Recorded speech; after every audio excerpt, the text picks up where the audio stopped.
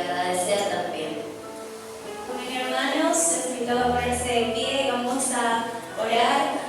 Amado Padre, muchas gracias por un día más de vida, por permitirnos estar aquí en tu casa para darte la gloria y la honra. Gracias, Padre, por todo su amor y por su misericordia y por todas sus maravillas. Te pedimos, Padre, que cuides de cada uno de los hermanos que están acá presentes y también por los hermanos que están en camino. Cuide, Señor, de ellos y que todo lo que hagamos sea de su agrado. En el nombre de Jesús, amén. Asimismo, vamos a cantar con todo nuestro corazón, con todo nuestro ser, y vamos a alabarle a nuestro Dios.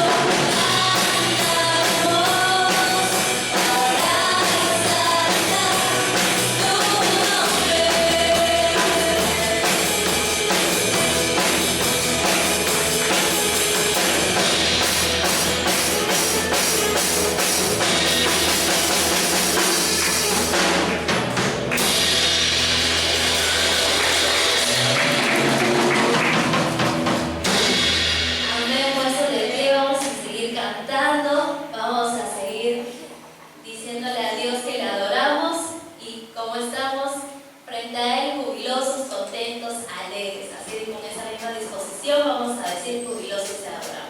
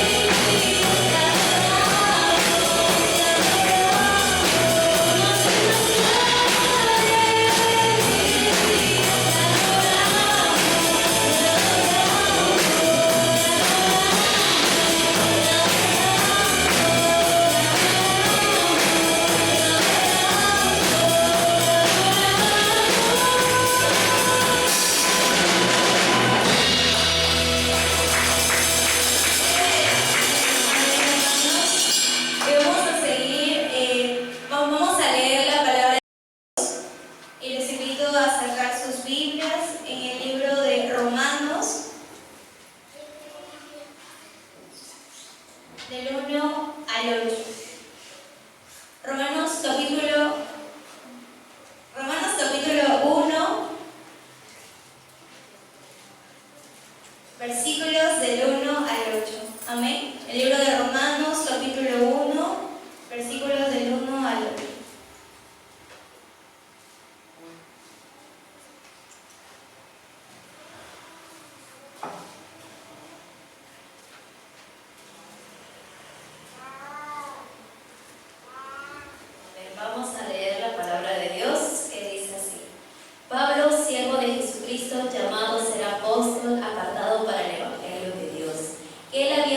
prometido antes que sus profetas en las Santas Escrituras, acerca de su Hijo, nuestro Señor Jesucristo, que era del linaje de David, según la carne, que fue declarado Hijo de Dios con poder, según el Espíritu de Santidad, por la resurrección de entre los muertos, y por quien recibimos la gracia y el apostolado para la obediencia a la fe en todas las naciones por amor de su nombre, entre las cuales estáis también vosotros, llamados a ser de Jesucristo, y a todos los que estáis en Roma, amados de Dios, llamados a ser santos, gracia y paz a vosotros, de Dios nuestro Padre y del Señor Jesucristo.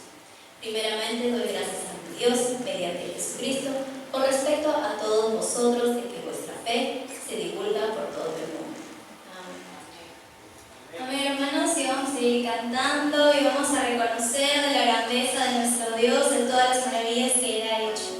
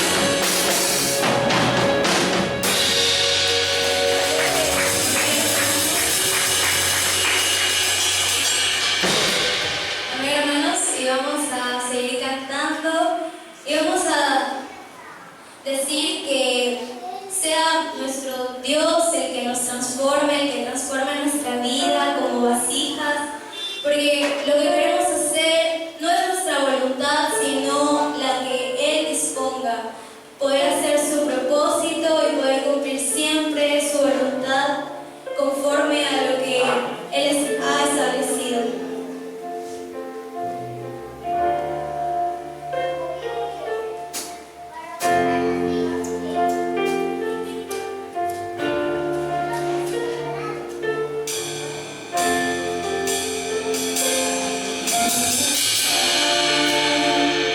You die.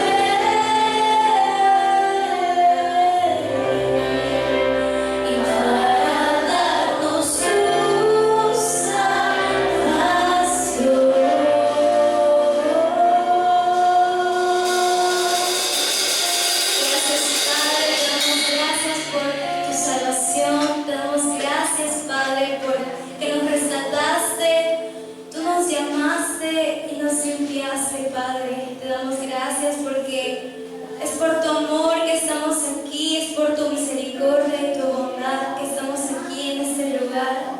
Gracias, Padre, y te pedimos perdón por nuestros pecados, te pedimos perdón por nuestras faltas y por las cosas que hemos cometido en todo el trayecto de nuestra vida. Te pedimos perdón, Padre, por nuestros pensamientos y queremos pedirte, Padre, que sea tu Espíritu Santo el que siempre llene nuestros corazones, nuestra sed. Y te pedimos, Padre, que en nuestro día a día, desde nuestro despertar hasta nuestro anochecer, estamos siempre buscando de tu presencia, porque tú nos rescataste, Padre, tú nos limpiaste, y te pedimos, Padre, que transforme nuestra vida, que transforme nuestros corazones, nuestros pensamientos, nuestra forma de ver en nuestro día a día, que no estemos pensando tanto en el mundo, sino que estemos buscando de usted las cosas celestiales. Te pedimos, Padre, que llene nuestra vida y que podamos ser luz y sal en esta tierra, y que podamos compartir de su palabra, quite todo miedo que pueda existir en nuestra vida y que podamos compartir de su palabra y también guardarla, meditar su palabra de día y de noche, como menciona en su palabra, Padre. Que podamos levantarnos y compartir con nuestros más cercanos, con nuestra familia, con nuestros compañeros de trabajo, de la escuela. Te pedimos perdón, Padre, porque quizá te hemos fallado en nuestros afanes de la vida, pero el día de hoy queremos, Padre, que podamos sentir tu presencia, y te pedimos, Padre, que tú nos llenes de tu Espíritu y podamos ser luz y sal en esta tierra. En el nombre de tu Hijo amado, amén. Podemos tomar sus asientos y ya vamos a dar parte a la prédica de hoy.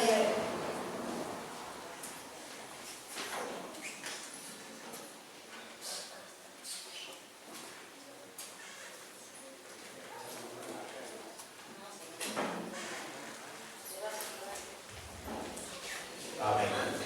Muy bien, vamos a dar tiempo para que los niños pasen con su maestra su aula, de igual manera los adolescentes.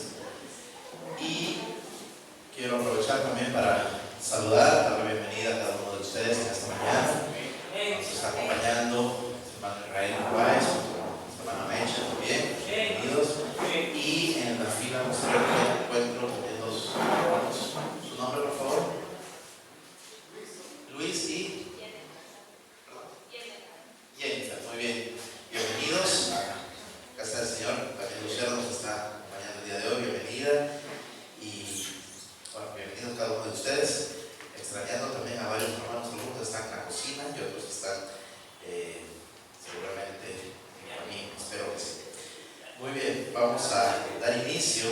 Y como venía anunciando, en estas semanas vamos a comenzar una nueva serie de enseñanzas y esta serie está basada en la carta a los romanos. Pues vamos a ubicarnos en la carta a los romanos y hoy nos vamos a centrar en los primeros 8 versículos que hemos leído.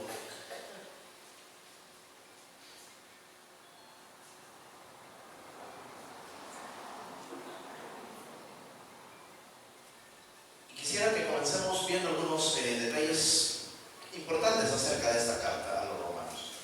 La carta a los romanos se entiende que fue escrita por el apóstol Pablo, aunque si leemos cuidadosamente esta epístola, esta carta, nos vamos a dar cuenta que el apóstol Pablo no la escribió directamente, sino que fue quien dictó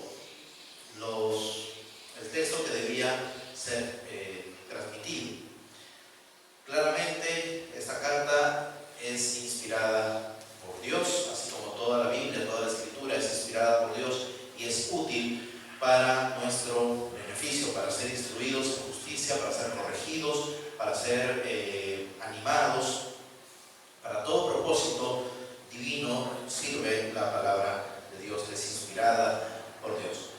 ¿Quién fue entonces el secretario? ¿Quién escribió la carta? El hermano Tercio. Vamos a ver si están por ahí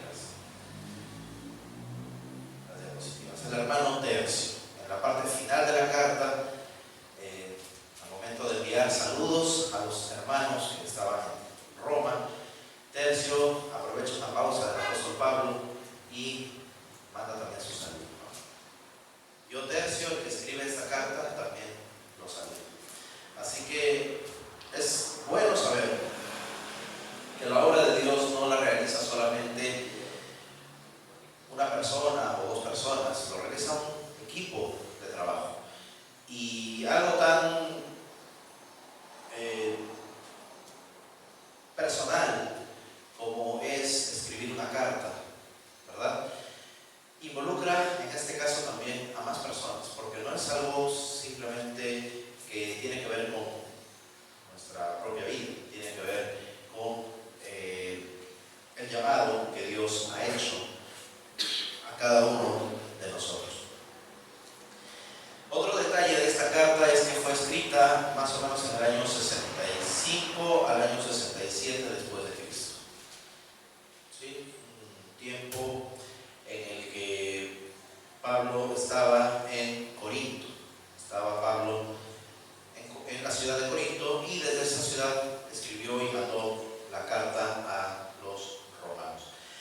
Es importante también notar, hermanos, que la carta a los romanos no incluye a todos los romanos, sino a todos los que han sido llamados, a todos los que son parte de la iglesia de Dios que está en la ciudad de Roma.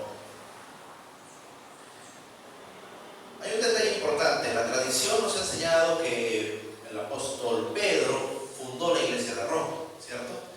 Sin embargo, a raíz de esta carta podemos notar también que Pablo es quien escribe a un grupo de cristianos que ya estaban en Roma. Es muy probable que estos cristianos hayan llegado a Roma provenientes desde Jerusalén, o las personas que llevaron el evangelio hayan salido de Jerusalén en aquel día de Pentecostés. Si recuerdan, había muchas personas en esa fiesta de diversos lugares, de diversas naciones, y escucharon el evangelio. Entonces es muy probable, porque desde el día de Pentecostés hasta la fecha que Pablo escribe han pasado aproximadamente 30 años. Entonces es un tiempo bastante extenso. Otro detalle es que cuando leemos las otras cartas de Pablo, cada vez que Pablo se presenta, Pablo acostumbraba ir siempre a los lugares donde Cristo todavía no había sido predicado, todavía no había sido anunciado. Pablo tenía la costumbre de no visitar los lugares donde los otros apóstoles ya estaban trabajando. Así que esta carta que Pablo escribe a los romanos de alguna manera nos da a entender de que Pedro no estaba en Roma, porque si Pedro hubiese estado en Roma, pues Pablo no hubiese escrito esa carta. Suficiente hubiese dicho, ahí tienen a Pedro, que Pedro les explique el evangelio. Pero Pablo está escribiendo esta carta importante a la iglesia que está en Roma. Hay dos razones fundamentales por las que Pablo escribe. La primera es porque quiere comunicar un mensaje importante, y vamos a ver luego de qué se trata ese mensaje. Pero la segunda razón es que Pablo está presentando sus credenciales, dando a conocer su mensaje, qué es lo que él enseña, de tal manera que los romanos que recibirían próximamente la visita de este apóstol puedan saber y conocer. Bien, entonces Pablo está anunciando su mensaje, dándose a conocer y diciendo, yo soy Pablo y este es mi mensaje. Pablo también está anunciando su próxima visita. Y está diciendo, he querido mucho y por varias ocasiones visitarlos, pero he sido estorbado. No se me ha permitido. Mis planes eran unos, pero los planes de Dios eran distintos. Pablo llega a Roma, pero no llega como un hombre con todas sus libertades, así a caminar libremente, sino que llega arrestado, con arresto domiciliario, pero con una facilidad o con un permiso especial, y es que se le permite vivir en una casa alquilada, no en la prisión, sino en una casa alquilada, y se le permite también recibir visita. Así que Pablo escribe parte final Lucas escribe en la parte final del libro de los Hechos que Pablo estaba encadenado, pero el mensaje del Evangelio no estaba en cadenas, así que seguía siendo anunciado. Podríamos decir de alguna forma que nuestros planes son unos y los planes de Dios son perfectos. ¿Sí? Podemos nosotros planificar muchas cosas. El apóstol Pablo quería viajar a Roma y predicar y anunciar el Evangelio, seguramente visitar muchos lugares, pero Dios no le permitió ir como turista, le permitió ir como un representante del Evangelio. Y más o menos 3 años estuvo Pablo predicando en Roma. Así que la manera como Dios nos lleve a cumplir la misión que Él nos ha encomendado depende de Él. Nosotros simplemente debemos estar dispuestos y decirle al Señor: Señor, heme aquí, o en términos más modernos, aquí estoy. Aquí estoy, dispuesto, listo a obedecer tu palabra. Bien, esta primera parte de la carta es un saludo, y Pablo se presenta y como toda carta le lleva un saludo. Las cartas de aquel entonces eran un tanto diferentes a las nuestras y muy diferentes a los email. Hoy ya no escribimos cartas, hoy escribíamos email. Bueno, cuando yo era más joven escribíamos email, ya las cartas se convirtieron en electrónicas. Hoy mandamos mensajes de WhatsApp. Si queremos ser un poco más al público, usamos a veces Twitter o un video en Instagram o TikTok y anunciamos nuestro mensaje. Pero cuando se escribe una carta, y especialmente una carta formal como esta, la carta a los romanos, Pablo se presenta. Y bueno, lo cierto es que Pablo era hebreo, ¿sí? No vamos a decir que era judío, porque no pertenecía a la tribu de Judá, sino pertenecía a la tribu de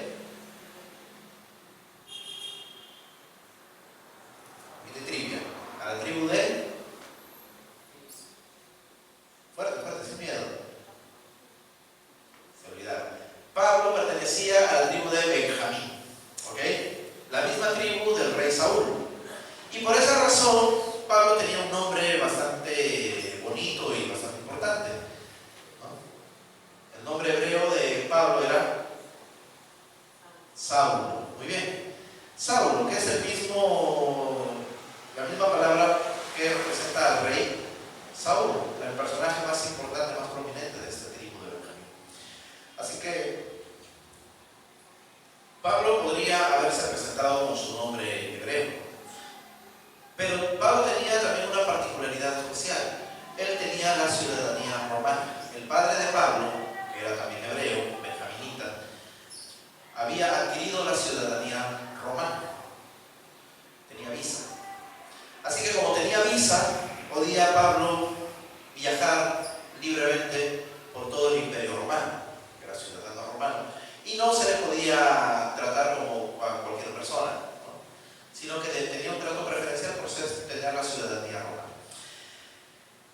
Y en este caso, como era ciudadano romano, debía tener también un nombre latino, o un nombre romano. Y en este caso, pues el nombre latino de Saulo era Pablo, o Paulo. Paulo sería el término original, y ya en nuestra traducción sería Pablo. Entonces, Saulo Pablo era el nombre de este apóstol, y aquí se presenta a los romanos con su nombre romano.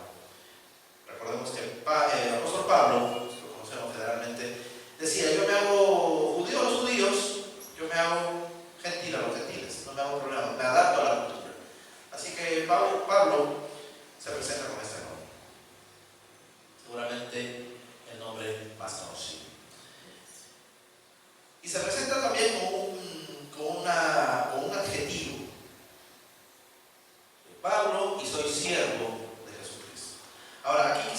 podamos nosotros tener en cuenta un detalle.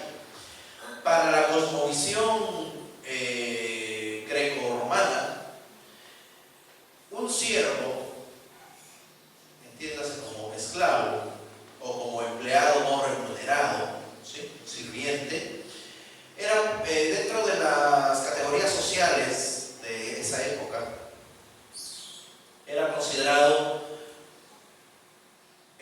una persona con poco valor, ¿sí? Estaba en la parte más baja de la pirámide social. Recordemos que en la cúspide de la pirámide estaba el emperador, estaba César, ¿cierto? Que era considerado como el máximo representante de Roma, en el caso de la Roma democrática, ¿no? Cuando estaba, ya se convirtió en imperio, ¿cierto? El César era el emperador, era la máxima autoridad, y debajo de ellos estaban los magistrados, estaban digamos, los políticos, ¿no? Personas de renombre, estaban también los sacerdotes, luego venían los artesanos, venían los comerciantes, venían los ciudadanos libres, luego los agricultores y finalmente estaban los esclavos.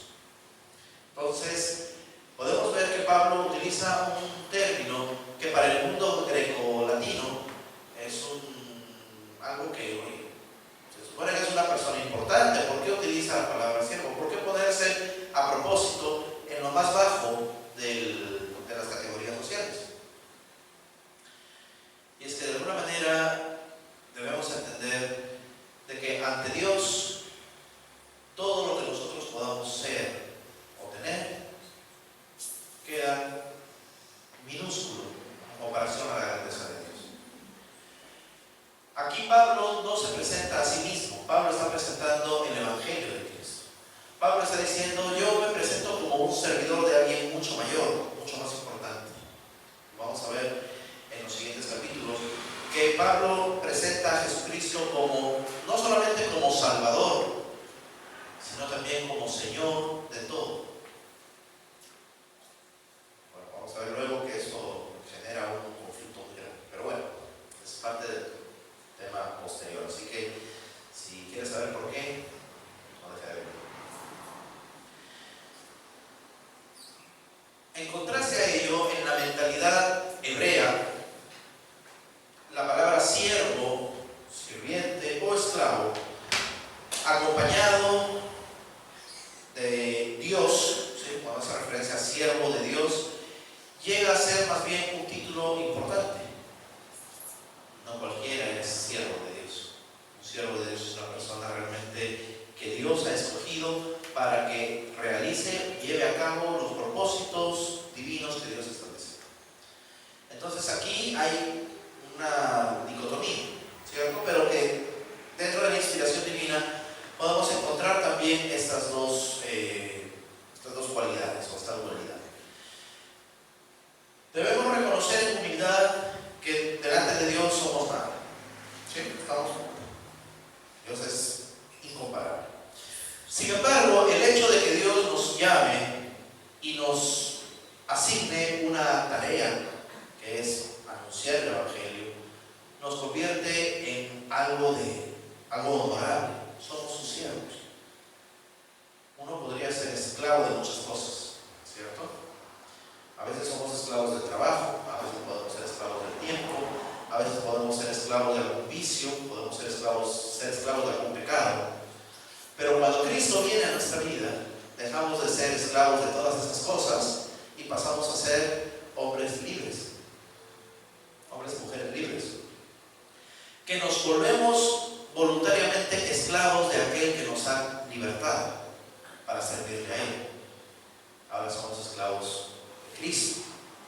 Y Cristo es un amo maravilloso.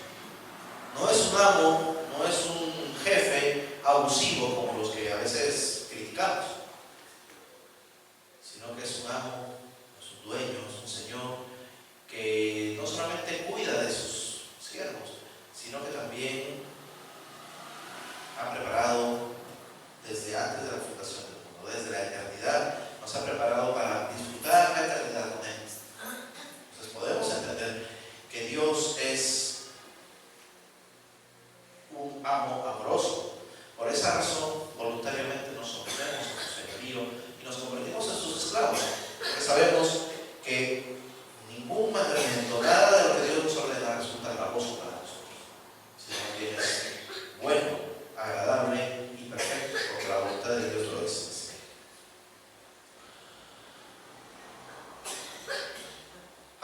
de ello, Pablo dice que ha sido designado a ser apóstol. Pablo menciona que él tiene una responsabilidad, tiene un título, no que él mismo se haya puesto, como a veces hoy, mucha gente que se coloca ciertos títulos, ¿sí?, para darle cierto crédito a su trabajo, darle cierto crédito a lo que ellos están haciendo y buscar en cierto modo reconocimiento. Nuestra naturaleza humana demanda cierto reconocimiento, ¿verdad? Cuando hacemos algo esperamos que alguien nos diga por lo menos, oye, qué bonito, ¿no? Te felicito. Si no nos dicen nada, sentimos que algo nos falta, ¿verdad? Eso es parte de la naturaleza humana. Buscamos afirmación, buscamos reconocimiento.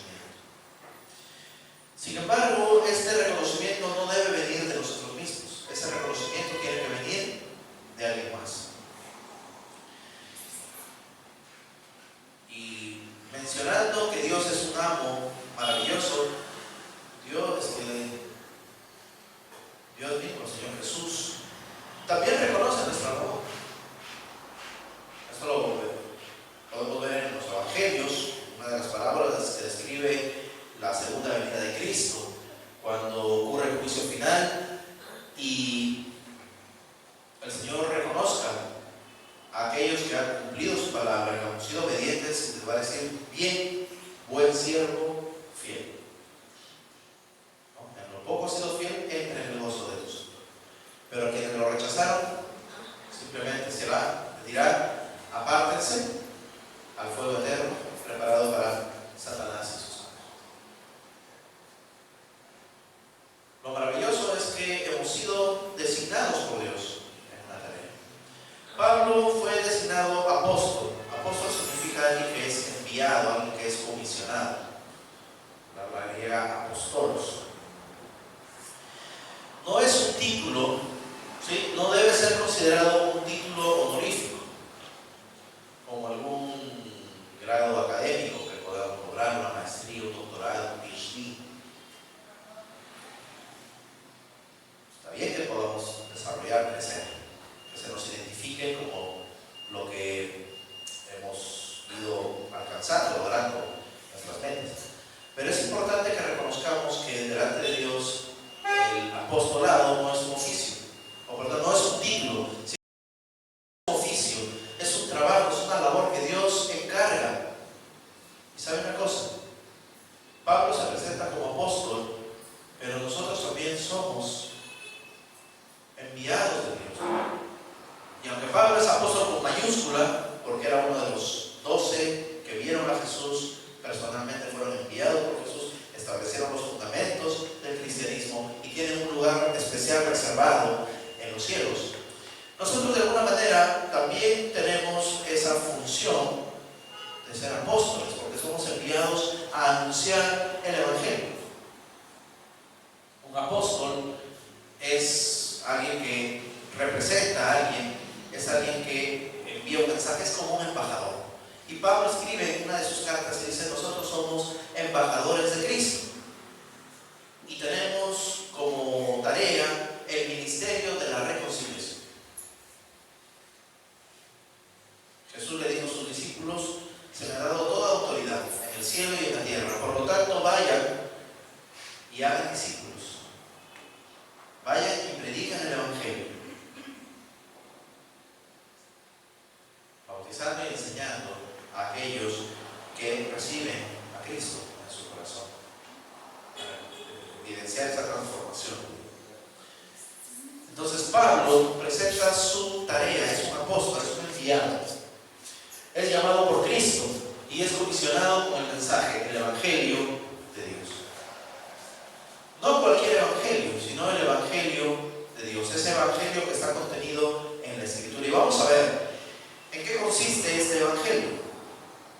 Pablo escribe la carta de los Gálatas haciendo una distinción entre otros evangelios y el Evangelio de Cristo. Evangelio significa buena noticia. Y claro, hay buenas noticias. Pero el Evangelio es una buena noticia, pero es una única noticia. Y y podríamos decir que es la mejor noticia. El Evangelio de Dios había sido, según el versículo 3, prometido durante mucho tiempo.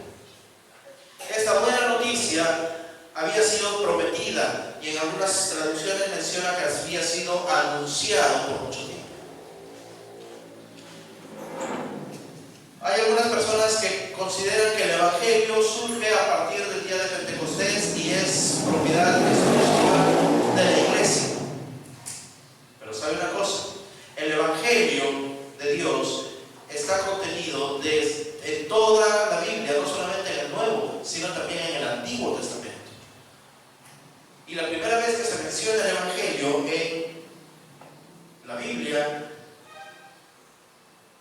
lo podemos encontrar en Génesis capítulo 3, verso 15. Cuando Dios promete un Salvador, cuando el ser humano fracasa, rompe el pacto que Dios había hecho con él. Come del fruto prohibido. Entonces Dios le dice a la serpiente que pondrá enemistad entre ella, entre la semilla de la serpiente y la simiente de la mujer. Dios está diciendo: voy a enviar a alguien que va a arreglar estas cosas. A Adán y Eva le dice: el primer Adán la malogró toda, pero yo voy a enviar un segundo Adán, Jesucristo, para que restaure todas las cosas. Y ahí encontramos: la serpiente le herirá en el talón, pero Cristo le besará la cabeza. En otras palabras, ya se está anunciando la victoria de Dios sobre el pecado y sobre Satanás. Y si usted estudia, como lo va a estar haciendo en las siguientes semanas, en los siguientes meses, ¿no?, estudiando los libros históricos, vamos a ver también cómo de muchas maneras se evidencia este anuncio, este mensaje. La historia de Noé no está puesta de casualidad, es una forma de anunciar el Evangelio. Es más, el apóstol Pedro menciona que Noé predicó durante más de 100 años que iba a venir diluvio, que iba a venir un juicio de Dios, pero que todo aquel que entrase en el arca podía ser salvo. Y esa arca representa a Cristo. Podemos encontrar, como mencioné la semana pasada, historias bíblicas que todos conocemos, como la de Moisés y el Mar Rojo, ¿verdad? Como cuando Israel cruza el Jordán, como cuando Jonás es tragado por un gran pez, cuando Dios le envía con una misión, ¿no? Dios le envía a Jonás a enviar su mensaje. Jonás se va de vacaciones. La misericordia de Dios es que Dios envía un pez que le salve la vida a Jonás, porque recuerde que lo arrojaron al mar. Y además lo mandó directito, 3 días nomás de viaje, hasta Nínive. Vemos como Dios, aun cuando nosotros intentamos escapar de sus propósitos, Dios cumple su propósito, porque Dios en su soberanía ha determinado que las cosas ocurran, con nosotros o sin nosotros. Pero lo mejor que podemos nosotros hacer es estar en la voluntad de Dios. Todas estas historias nos llevan a evidenciar el mensaje del Evangelio. Dios quiere salvar a la humanidad. Una vez más, retomando la historia de Jonás, este pequeño libro de Jonás termina con una respuesta de Dios al enojado Jonás. Señor, tú me has mandado a anunciar que Nínive será destruida, y con qué sonrisa en el rostro he estado yo predicando ese mensaje, porque obviamente los ninivitas eran enemigos del pueblo de Jonás, ¿cierto? Y pasados 40 días este pueblo se arrepiente, busca a Dios, y Dios no destruye la ciudad, y Jonás se queda ahí enojado: ¿por qué, Señor, no destruiste? Y Dios le responde: tú te entristeciste por una planta que ni siquiera sembraste, pero que te dio sombra, y no puedes tener esa misma misericordia, no puedes conmoverte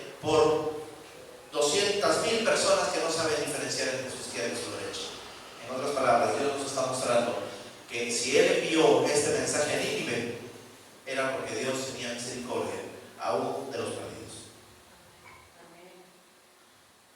El Evangelio de Dios es ese mensaje. Dios tiene un plan de salvación para todo ser humano. A pesar de sus pecados, a pesar de su condición, Dios tiene una solución. Dios ya ha pagado el precio y dio lo mejor que tenía, su único hijo, para morir en nuestro lugar, para que nosotros podamos disfrutar de esa reconciliación con Él. El tema central del Evangelio es Jesucristo.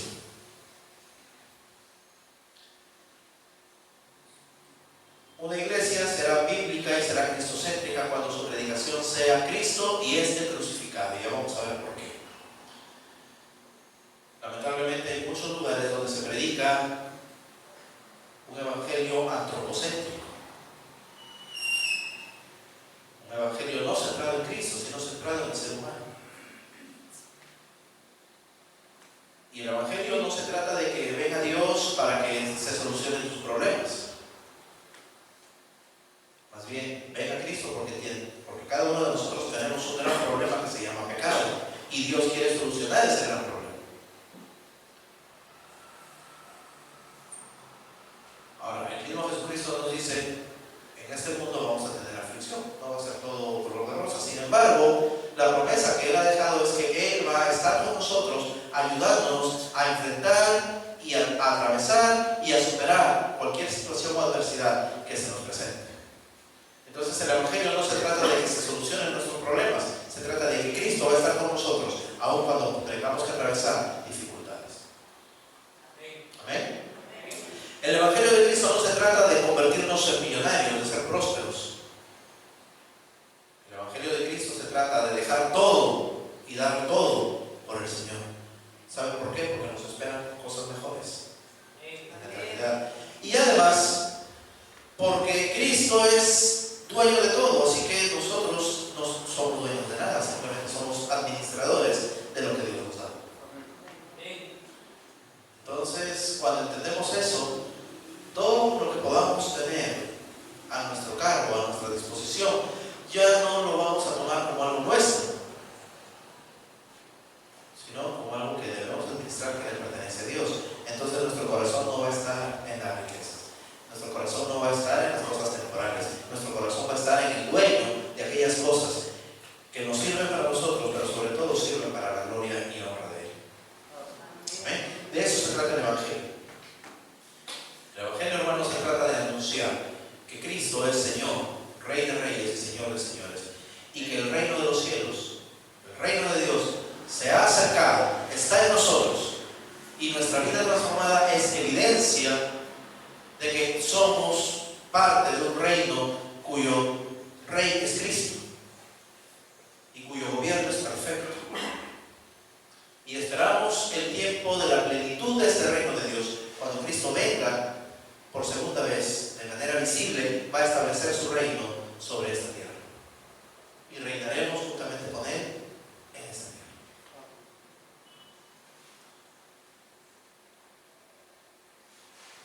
Este es el mensaje del Evangelio. Cristo es el Hijo de Dios. Y la Biblia lo describe, que no solamente es el Hijo de Dios, sino que también es Dios mismo. Pero también nos muestra la humanidad de Cristo, en que Cristo, como descendiente de David, es el cumplimiento de la promesa que Dios le hizo a sus antepasados, le hizo a Abraham. Jesucristo es Dios y Jesucristo es ser humano. Cristo se encarnó, Cristo se hizo carne, tomó naturaleza humana para que pueda salvarnos a nosotros del pecado. El primer Adán era un ser humano. El segundo Adán, Cristo, tenía que tener las cualidades de un ser humano para poder experimentar como humano nuestro sufrimiento y que pueda comprender lo que nosotros sufrimos.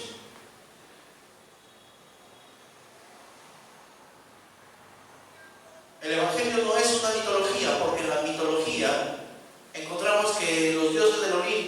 por travesura, o sea por algún favor que quisieran hacer a los humanos, enviaban a los dioses o semidioses para hacer algo. La diferencia del Evangelio es que Dios mismo tomó, se despojó de su gloria, se encarnó, se vistió de humanidad, se hizo hombre. ¿Sabe para qué? Para que todo lo que Él ha hecho por nosotros no lo hizo como Dios, porque fácil hubiese sido, ¿cierto? Que Dios, con un chasquido de dedos, hubiese dicho, bueno, solucionado el problema y ya está. Decreto supremo. No, pero no. Debía ser Cristo, debía ser humano, para satisfacer totalmente la justicia de Dios y poder restaurar el pacto que había sido quebrantado y establecer un nuevo pacto con su sangre para que nosotros podamos estar dentro de ese testamento, pacto, promesa que Dios estableció.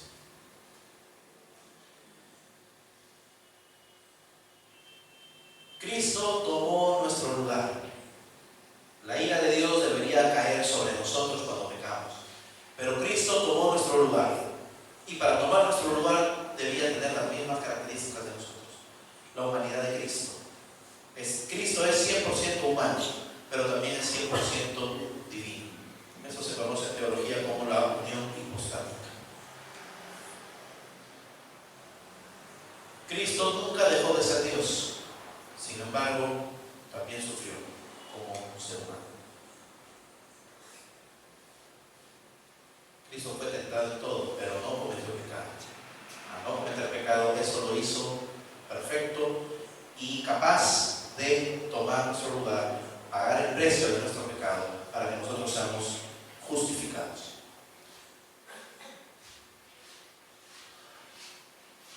Pero no nos quedamos solamente en la muerte de Cristo, sino también anunciamos su resurrección.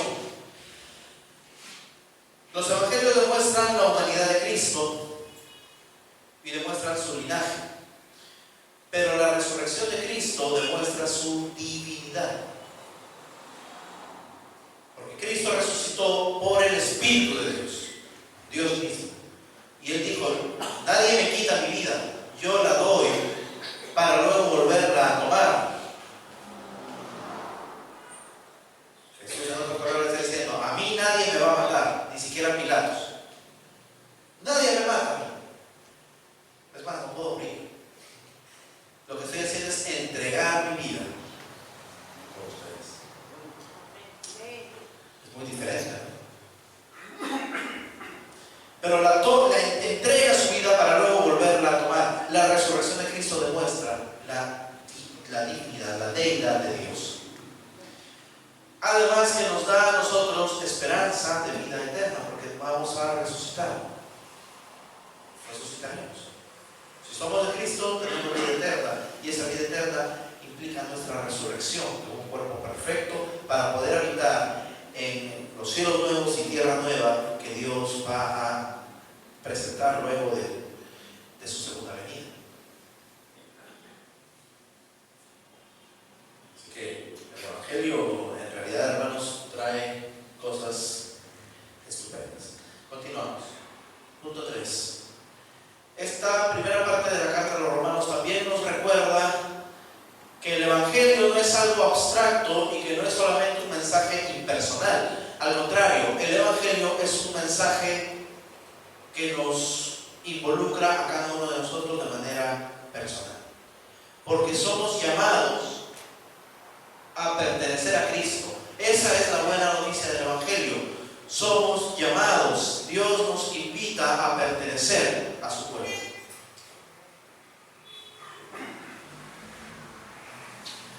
Y debemos ver que es un privilegio ser llamado por Dios y servir a Cristo. Pablo dice que tiene el privilegio de ser un servidor de Dios. Y les está recordando a los hermanos en Roma, y por ende también a cada uno de nosotros, que tenemos el grande privilegio de haber sido llamados por Dios.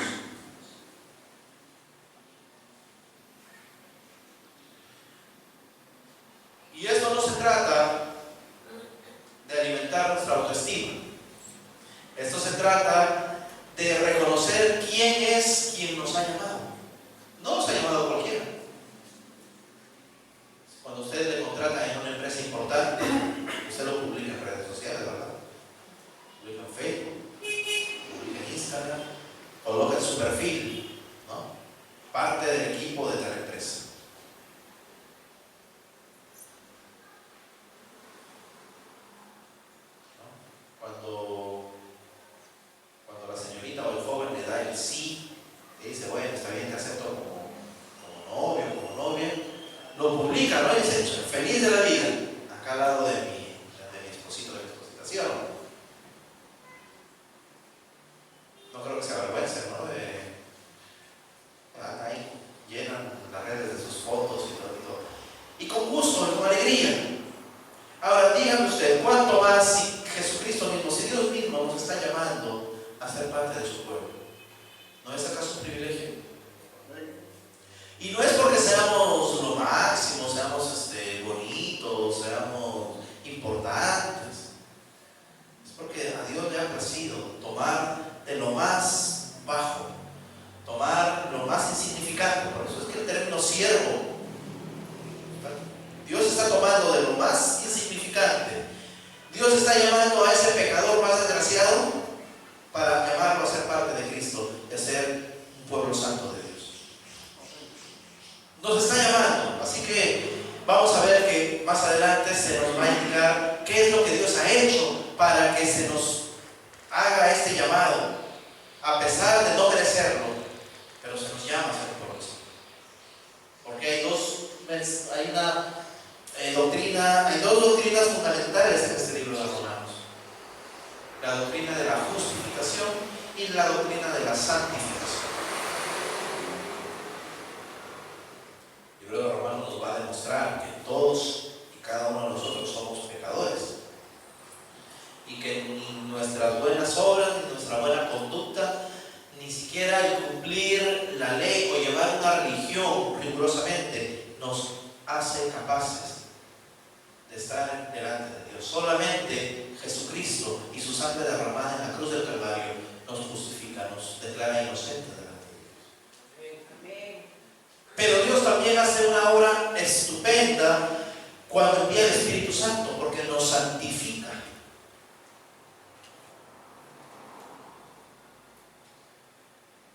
Es como cuando usted va a la tienda, a la concesionaria, usted va a la tienda de autos y usted encuentra un auto muy bonito, pero este auto puede tener dos destinos.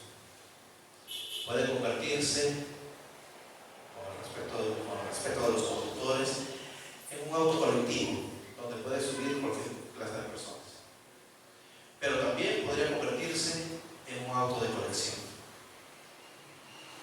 ¿Cierto? Que lo utilice un personaje importante. ¿De qué va a depender? ¿De qué uso le vamos a dar? ¿Para qué propósito va a tener? Entonces el propósito de Dios es que Él nos ha dado el Espíritu Santo para santificarnos, para separarnos, apartarnos y decir: ahora van a hacer solamente aquello que es bueno, justo, honesto, puro, lo que es de buen nombre, lo que es digno de alabanza. Para eso no vas a estar ya sirviendo al pecado, ahora vas a servir a Dios, a su justicia. Y además, no solamente nos declara como santos, no solamente estamos separados, sino que también nosotros vamos, o Dios nos ayuda por medio de su palabra, porque su palabra nos santifica, a ir corrigiendo y mejorando nuestra vida, de tal manera que cada día le agrademos más al Señor. Así que hermanos, este libro de Romanos es una carta espectacular. Yo les animo a que lo leamos y, si es posible, cada semana ir revisando y revisando, lo vamos a ir estudiando así, fragmento por fragmento, para ir profundizando y encontrando estos maravillosos tesoros. El propósito de estudiar el libro de Romanos es que podamos, hermanos, experimentar un avivamiento en nuestra vida. Porque al conocer la gracia, la justicia de Dios, hermanos, no tenemos otra respuesta sino vivir para agradarle a Él.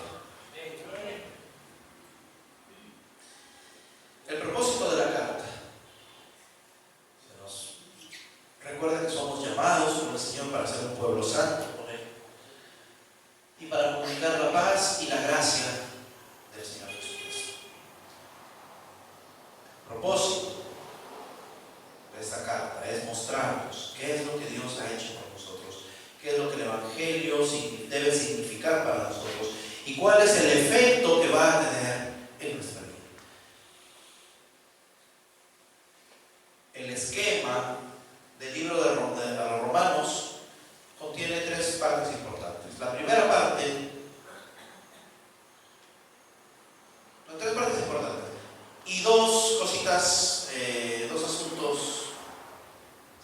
adicionales. Bueno, el saludo y la despedida, ¿no? Que son los detallitos ahí. Pero que por el simple hecho de ser un saludo no deja de tener importancia. Se da cuenta que cuando Pablo se presenta, al momento de saludar, nos está ya introduciendo a una serie de verdades que van a definir nuestro carácter, van a definir nuestra identidad. Y el eje central de Romanos está alineado en tres propósitos. La carta a los Romanos nos va a demostrar que todos nosotros somos pecadores y necesitamos del amor, la gracia y la misericordia de Dios en nuestra vida. Lo segundo es que nos va a presentar las doctrinas de la justificación y la santificación, indicando qué es lo que Dios ha hecho por nosotros para solucionar ese problema.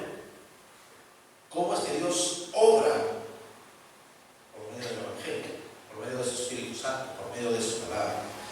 Y la tercera parte de la carta a los Romanos es el resultado, los efectos, la evidencia de la justificación y la santificación nuestra, y cómo se va a evidenciar en nuestra vida, en medio de la iglesia, en medio de la sociedad, en medio de todo ámbito, nuestra familia, nuestro trabajo, etcétera, etcétera. Toda nuestra manera de vivir. Cómo esta obra de Dios se hace evidente en nuestra diaria manera de vivir. Así que quiero finalizar hoy invitándole, animándole, exhortándole, combinándole, si usted quiere, obligándole también a que leamos esta carta a los Romanos y la estudiemos a conciencia. No lo leamos por leer así de papurrete, leámoslo palabra por palabra, idea por idea, pidiendo la dirección del Espíritu Santo, que nos muestre y nos revele qué es, cuál es el propósito para nosotros. En el siglo XIX, en 1820 y tantos, un pastor fue invitado a enseñar en un seminario teológico en Europa. Y este seminario teológico había sido presa del liberalismo, una corriente que se llama liberalismo teológico, así que era un evangelio no tan cristiano, no tan cristocéntrico, había por ahí un asunto y incluso muchos de los estudiantes ni siquiera eran cristianos. Cuando este pastor llegó a enseñar a este seminario, el curso que él enseñó durante 6 meses, 2 veces por semana, fue el libro de Romanos. Y esto provocó una transformación espiritual, no solamente en la vida de estos seminaristas, sino que produjo un despertar espiritual, un avivamiento. Y yo creo que hemos estado orando por un avivamiento, hemos estado orando por un despertar espiritual, hemos estado orando para que nuestra vida no siga siendo la misma vida religiosa de siempre, sino que tengamos una experiencia personal con Dios y que nuestra vida sea transformada. ¿Queremos ver la gloria de Dios? Amén. Experimentemos entonces este despertar espiritual. Estudiemos esta carta a los Romanos y vamos a experimentar realmente qué es, vamos a conocer qué es lo que realmente Dios desea que experimentemos cada uno de nosotros en nuestro diario vivir. Pongámonos de pie, vamos a dar gracias a Dios por este tema, por esta enseñanza, y vamos a pedirle al Señor que nos ayude, porque yo sé que es muy fácil decir amén, me apunto, pero cuando ya toca la hora de acercarse a orar y leer la Biblia nos cuesta, ¿verdad?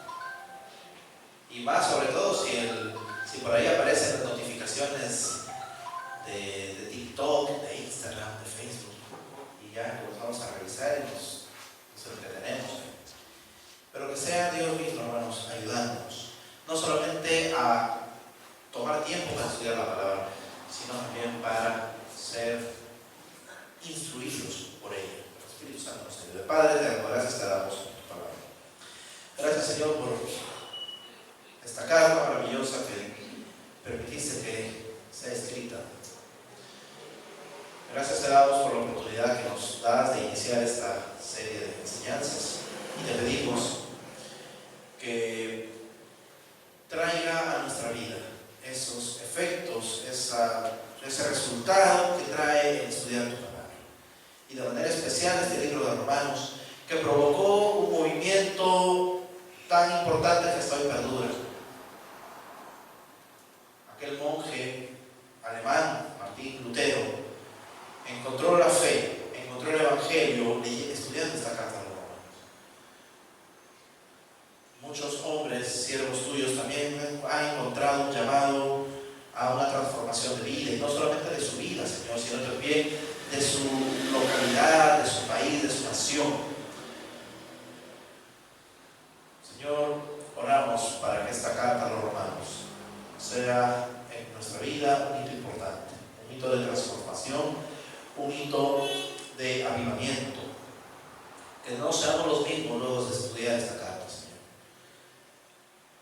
Te pedimos que tu Espíritu Santo nos dirija, nos enseñe, nos instruya, nos capacite y nos ilumine en el estudio de tu palabra.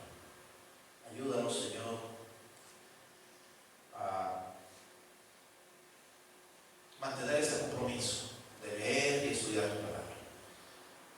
Pedimos que bendigas a cada uno de mis hermanos en esta mañana. Que podamos seguir aprendiendo, que podamos seguir participando de estas enseñanzas. Que nada ni nadie nos prive, nos prevenga de venir a tu casa y estudiar tu palabra. Y poder hacer nuestro, Señor, este mensaje. Y poderlo no solamente tener para nosotros, sino también poder anunciar y compartirlo con los demás. Señor, de igual manera, nos presentamos delante de ti para participar de tu mesa en esta mañana. Oramos pidiendo que bendiga los elementos de la mesa, el pan y el vino que vamos a participar. Perdona nuestros pecados, perdona nuestras faltas, límpianos, Señor, y haznos aceptos en tu mesa por los méritos de Cristo, por la gracia y la obra de nuestro Señor Jesucristo, que nos la comunica por medio de su Espíritu Santo.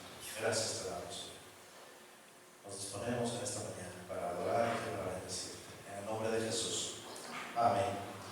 Y amén. Voy a invitar que por favor traigamos los elementos de la cena.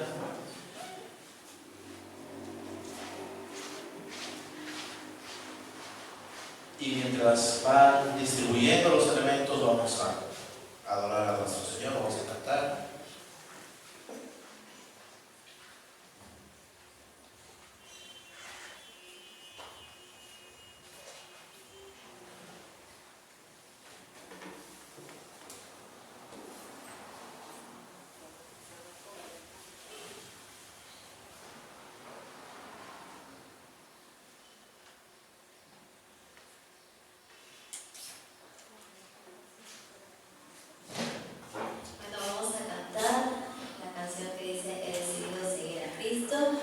Hemos decidido dejar la vida atrás, la vida, las cosas pasadas, hemos sido transformados por nuestro Jesús y vamos a cantarlo fuerte.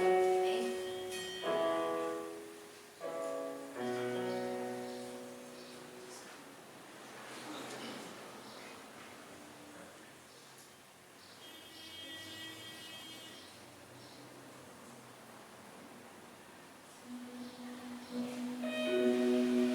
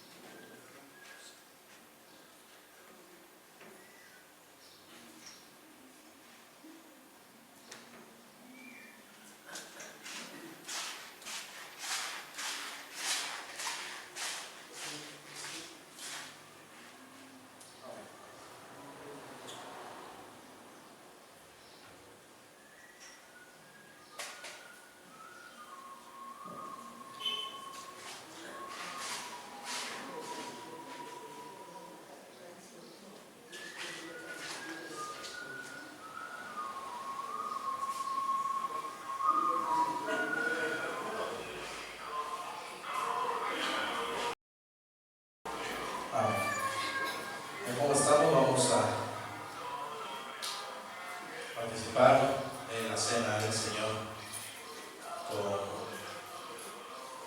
gratitud, recordando que es un memorial de la obra de Cristo por nosotros, y esto nos lleva a que nosotros también respondamos no solo con gratitud, sino también con servicio y consagración a nuestro Dios. Recordar también que para poder participar de la Santa Cena debemos haber nacido de nuevo, ¿sí? Ser de Cristo, haber sido bautizados y estar también en comunión con el Señor y con nuestro Dios. Bien, vamos a tomar de la cena del Señor. Primera de Corintios, capítulo 11, verso 23. Porque yo recibí del Señor lo que también os he enseñado, que el Señor Jesús, la noche que fue entregado, tomó pan, y habiendo dado gracias, lo partió y dijo: tomad, comed, esto es mi cuerpo que por vosotros es partido.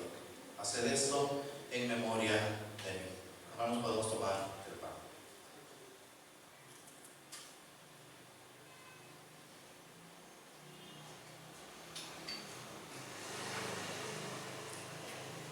Asimismo, tomó también la copa después de haber cenado, diciendo: esta copa es el nuevo pacto en mi sangre. Haced esto todas las veces que la bebiereis en memoria de mí. Podemos tomar de la copa del Señor.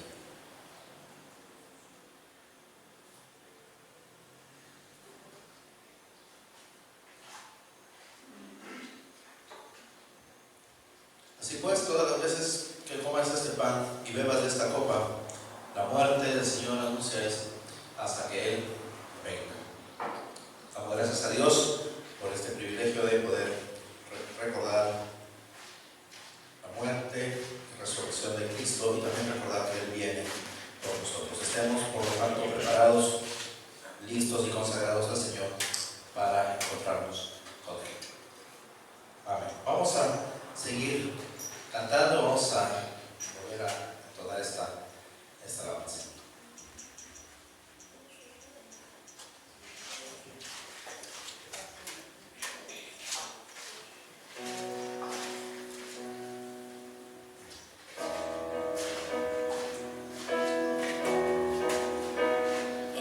Seguir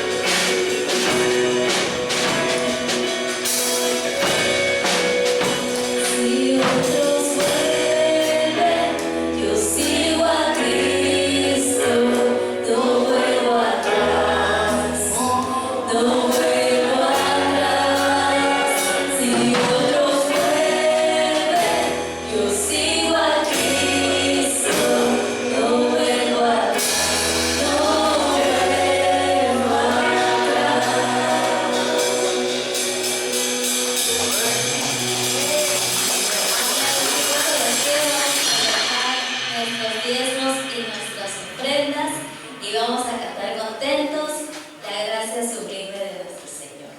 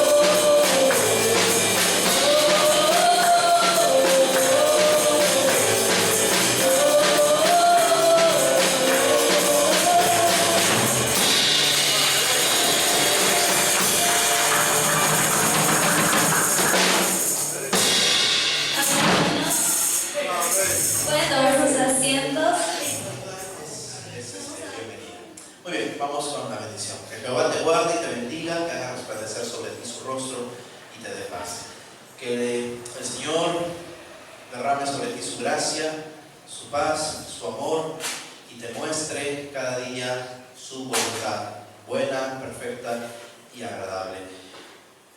Que la presencia del Señor esté contigo a todo lugar donde vayas y que vivamos como hombres y mujeres que hemos sido justificados, santificados para la gloria y la honra de nuestro Dios. En el nombre de Jesús, amén.